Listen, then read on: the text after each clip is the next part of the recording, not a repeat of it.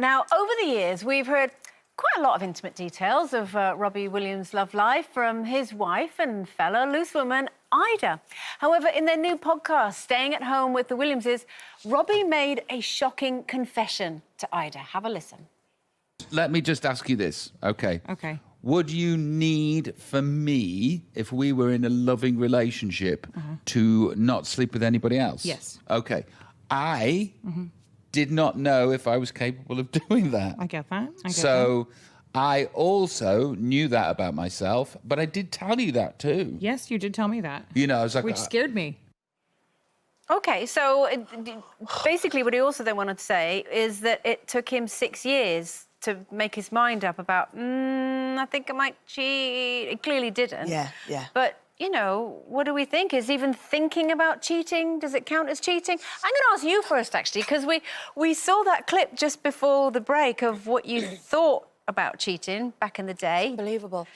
It makes me, it makes me cringe, and I am going to come over as a complete... Is it a hypocrite? No, you've changed your mind. Yeah. I was in a very dark place, I suppose. It may not have appeared that I was, but I was. It's not an excuse, but it's a reason for certain behaviours. And I think that my ex-husband and I both agree that we hung on far too long. Yeah. And we were making each other miserable, and thankfully we've now got a great friendship. But I genuinely used to think, and it must have been in defence of my own behaviours, that being unfaithful wasn't the worst thing that you could do in a relationship. And there were infidelities on both sides, which you girls obviously, you know about. And I mean, I can remember sat on this panel, and Jackie Brambles was sat where you are, and she said that if her lovely husband David kissed somebody, that would be the end. And it was impossible for me to conceive that that would be the case. Now, I like Robbie, because Robbie and I used to know each other in the dark days. We were both very troubled souls out on the town, chaotic, for a while. I genuinely didn't used to think that there was anybody that I could meet that would give me everything that would stop me wanting to cheat. I really didn't know. Yeah. And then I met Lincoln. And then we took alcohol out of our lives. And I know people will go, oh, yeah, we know you don't drink. But it does affect so many different areas of life.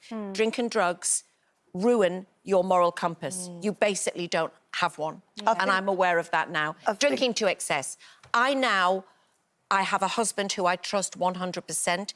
It would kill me if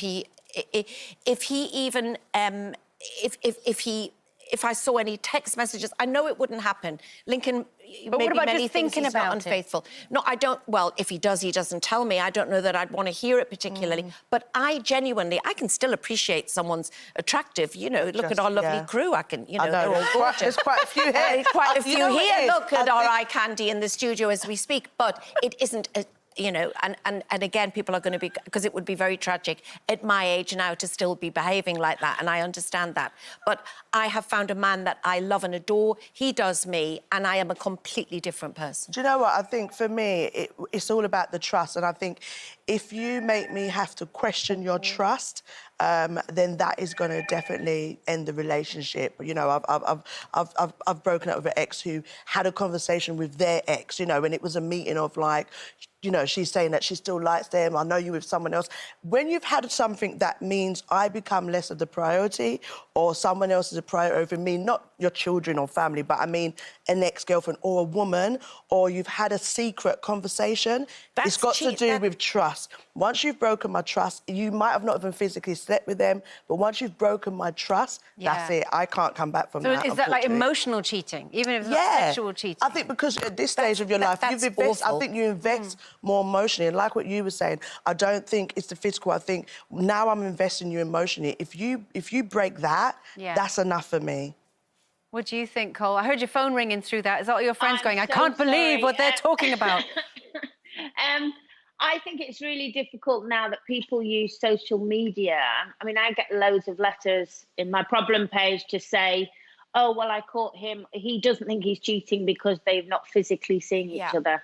And I think there's a fine line between that. Yeah. But I think just saying somebody's attractive and gorgeous, I wouldn't be bothered about that. And we're all human, and we can look at beautiful things and think they're gorgeous Yeah. without it Exactly. making us feel insecure. Sure. Yeah, absolutely.